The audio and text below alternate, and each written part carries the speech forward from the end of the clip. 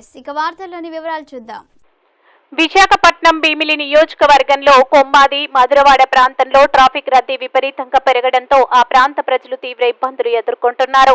రోజువారీ కూలీ పనులకు వెళ్లిన వారికి మరియు ఉద్యోగస్తులకు ట్రాఫిక్ అంతరాయం ఒక శాపంలా మారింది. విద్యార్థులకు పరీక్షల నేపథ్యంలో ఈ ట్రాఫిక్ అంతరాయం వల్ల విద్యార్థులు పరీక్షకు లేటుగా వెళ్లడాన్ని సరిచూస్తున్నారు. ట్రాఫిక్ పోలీసులు ఉన్నప్పటికీ ట్రాఫిక్ నియంత్రించడంలో విఫలమవుతున్నారు.